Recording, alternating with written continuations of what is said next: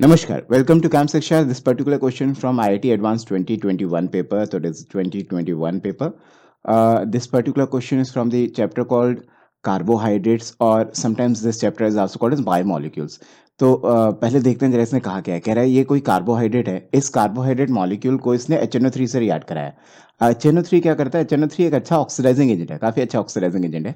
ये क्या करेगा? ये ऊपर वाले इस जो एल्डिहाइड पोर्शन है इसका CHO, इस पोर्शन को ऑक्सीडाइज कर देगा, और नीचे जो 1 डिग्री अल्कोहल है CH2H, इस पोर्शन को भी ऑक्सीडाइज कर देगा।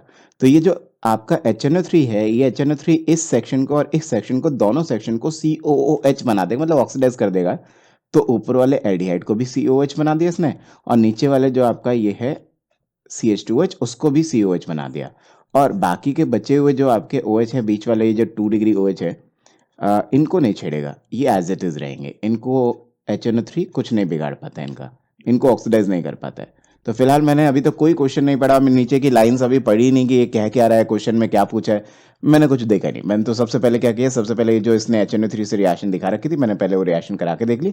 मैं इस प्रोडक्ट P तक पहुंच गया, मैंने देखा ये P है। इसके बारे में इसने कह रखा है कि जो इसकी स्पेसिफिक रोटेशन है इस मॉलिक्यूल की, अगर ऑप्टिकल रोटेशन आप इसकी चेक करो पोलैरिमीटर ट्यूब में डाल के वो एक्सपेरिमेंट करके, तो आप ऐसा कह सकते हो कि पोलैरिमीट्रिक ट्यूब में इसका जब एक्सपेरिमेंट करेंगे आप देखोगे इसका ऑप्टिकल रोटेशन कितना है, तो +52.7 डिग्रीज आ रहा है, ऐसा फैक्चुअली दे रखा है क्वेश्चन में।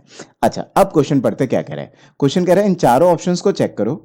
चारों ऑप्शंस में जब आप सेम रिएक्शन कराओगे, HNO3 से रिएक्शन कराओगे, तो जो चारों ऑप्शन से जो आंसर आएगा उसमें से कौन कौन है जिसका स्पेसिफिक रोटेशन -52.7 डिग्रीज आए।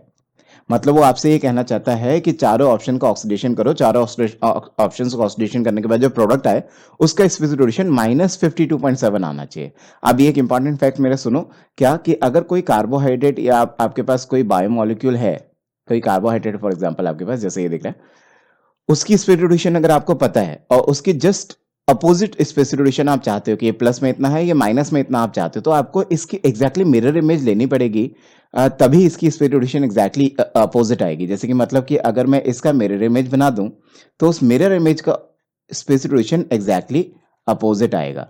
तो जैसे कि इसका मिरर इमेज बनाया तो OH यहाँ आया, ये OH यहाँ आया, ये दोनों OH यहाँ आए। ठीक है, तो ये मैंने क्या किया, ये मैंने इसकी मिरर इमेज बना दिया।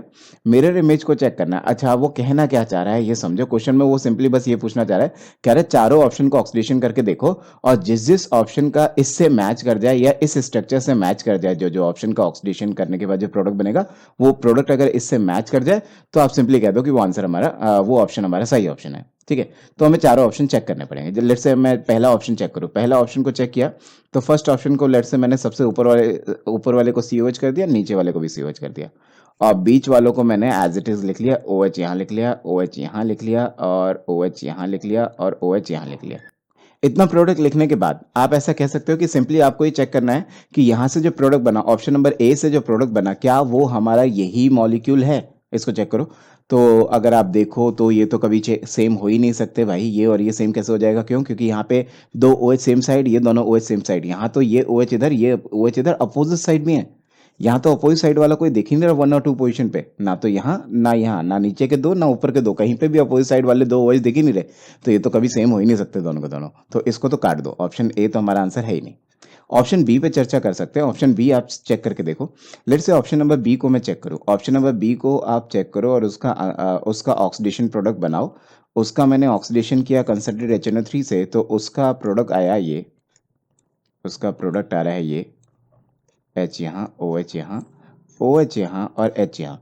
अब आपको चेक करना है, यू हैव टू चेक कि क्या ये मॉलिक्यूल जो मैंने बनाया आर दे सेम और नॉट।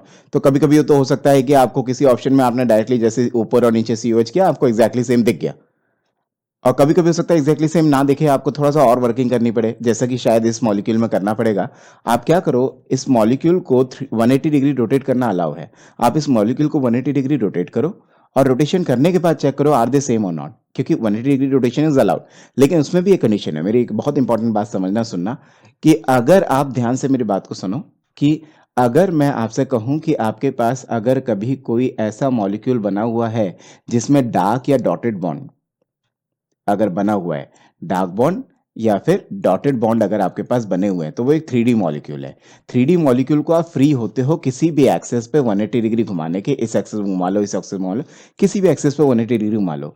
लेकिन फिलहाल ये मॉलिक्यूल आपका एक 2D मॉलिक्यूल है। 2D मॉलिक्यूल को आप फ्री नहीं होते हो, आप किसी भी एक्सेस पे ऐसे ही 180 डिग्री नहीं घुमा देते हो। इसको भी 180 डिग्री घुमाना अलाउ होता है, बट ये एक इंपॉर्टेंट फैक्ट है कि इसको जब 180 डिग्री घुमाओगे बस यहाँ पे प्लेन पे रखे रखे 180 डिग्री घुमा सकते हो कि ये COH घूम के इधर आ जाए और ये घूम के ऊपर पहुंच जाए, ये OH घूम के यहाँ पहुंच जाए और ये H घूम के यहाँ पहुंच जाए। ठीक है, सिमिलरली ये H यहाँ से घूम के यहाँ पहुंच जाए और ये OH घूम के यहाँ पहुंच जाए। मतलब इस मॉलिक्यूल को ऐसे रखे रखे 180 डिग्री घुमा दो, वो तो अलाउ है। लेकिन अगर कोई मेरे से बोले कि सर मैं इस एक्सेस पे ऐसे 180 डिग्री घुमा रहा हूँ, ऐसे पलट दिया, ये दोनों OH इधर आ गए और ये दोनों हाइड्रोजन इधर आ गए, वो अलाउड नहीं है, स्ट्रिक्टली अलाउड नहीं है। 2D मॉलिक्यूल के अंदर जब भी आपको कोई मॉलिक्यूल दे रखा हो किसी भी स्टीरियोकेमिस्ट्री वाइज, तो आप ऐसा बोलोगे कि 2D मॉलिक्यूल में 180 डिग्री रोटेशन अलाउ तो है, लेकिन 180 डिग्री रोटेशन करने के लिए आपको कभी भी किसी 2D मॉलिक्यूल को प्लेन से उठाना नहीं है। जैसे कि अगर मैं रोटेशन करूंगा तो मैं इन दोनों OH को उठा के यहाँ पे रख दे रहा हूँ पलट के, है ना। और जबकि मैं ऐसा वाला 180 डिग्री रोटेशन कर रहा हूँ जो मैंने रिप्रेजेंट किया कि ये इधर गया, ये इधर गया, तो मैं रखे रखे 180 डिग्री कर रहा हूँ कि ये घूम के इधर आ गया, ये घूम के इधर आ गया। मैंने किसी को भी प्लेन से उठाया नहीं मॉलिक्यूल को, ठीक है ना। तो रखे रखे 180 इज अलाउड, बट आपको प्लेन से कभी उठाना नहीं है। तो अब चेक करो, अगर मैं ऐसा रखा रखा 180 डिग्री इसको घुमा दूं तो होगा क्या, चेक करना जरा। ऐसा हो जाएगा, नीचे वाला COH ऊपर आ गया, ऊपर वाला COH नीचे आ गया, ठीक है। और क्या क्या हुआ जरा एक बार लिख लेना। ये जो आपके इधर बने हुए हैं ये सब इधर पहुंच जाएंगे, जैसे कि ये H यहाँ पहुंच जाएगा, ठीक है। ये वाला H घूम के यहाँ पहुंच जाएगा, ठीक है। ये वाला OH घूम के यहाँ पहुंच जाएगा और ये वाला OH घूम के यहाँ पहुंच जाएगा, ठीक है। और क्या होगा देखना, सिमिलरली ये भी अपोजिट हो जाएंगे, ये इधर हो जाएगा, तो ये घूम के यहाँ पहुंच जाएगा, ये घूम के यहाँ पहुंच जाएगा, तो ये तो एज इट इज हो गया। ये वाला OH यहाँ आ गया, ये वाला OH यहाँ पहुंच जाएगा, ठीक है, और ये वाला OH यहाँ पहुंच जाएगा, तो ये तो सेम ही रह जाएंगे ऐसे ही। अब चेक करो, आर दे सेम और नॉट। अब अगर आप चेक करोगे तो अब आपको शायद दिख जाए, मे बी, देखते हैं, चेक करते हैं। ये कह रहा है OH इधर, OH इधर, नहीं नहीं नहीं नहीं नहीं नहीं, अभी भी नहीं है। तो ये भी ऑप्शन नंबर बी भी काट दो। ना तो एग्जैक्टली मेरे को ऐसे सेम दिखा, ना मेरे को 180 डिग्री घुमाने का बाद सेम दिखा, कैसे भी करके सेम नहीं आ रहा है, ठीक है। तो इसको भी काट दो, ये भी हमारा आंसर नहीं है। सी और डी ऑप्शन को चेक कर सकते हैं। सी और डी ऑप्शन को चेक करते हैं, लेट से देखते हैं। लेट से मैं सी ऑप्शन को चेक करूँ तो सी ऑप्शन को जब मैं देखूंगा तो ये COH इधर है, ये COOH इधर है। बाकी चारों को अगर मैं बनाऊं तो ये OH इधर है, H इधर है, H इधर है, OH इधर है, OH इधर है, OH इधर है, H इधर है, H इधर है। ये तो सीधा सीधा सेम दिख गया, तो सी ऑप्शन तो हमारा आंसर है। आपको साफ साफ दिख रहा है, अगर मैं COH कर दूं तो सी ऑप्शन से मैच कर जाएगा, सी हमारा आंसर है। सिमिलरली अगर मैं डी ऑप्शन को चेक करूं, लेट से डी ऑप्शन चेक करो। डी ऑप्शन को अगर मैं चेक करूं तो वो बन रहा है COOH इधर बन रहा है, COOH इधर आ रहा है, 1 2 3 4। यहाँ पे आ गया OH, यहाँ पे आ गया OH, यहाँ आ गया H, यहाँ आ गया H, ये आ गया आपका OH, ये आ गया आपका H, और ये आ गया OH, ये आ गया H। तो वही वाली बात कि भाई शायद से अभी तो सेम नहीं दिख रहा, मे भी शायद 180 घुमाने के बाद इसको इधर भेज दो, इसको इधर भेज दो, 180 घुमाने के बाद में भी शायद सेम मत दिख जाए। तो 180 घुमाने के बाद क्या बना जरा इसको चेक करना। 180 घुमाया तो ये COH क्या हुआ, बिल्कुल अपोजिट हो गया। देखो ये ऊपर वाला COH नीचे आ गया घूम के, नीचे वाला घूम के ऊपर पहुंच गया, ठीक है। ये OH घूम के यहाँ H की जगह पे आ गया और H घूम के OH की जगह आ गया, ये OH घूम के इस H की जगह, ये इसकी जगह पे।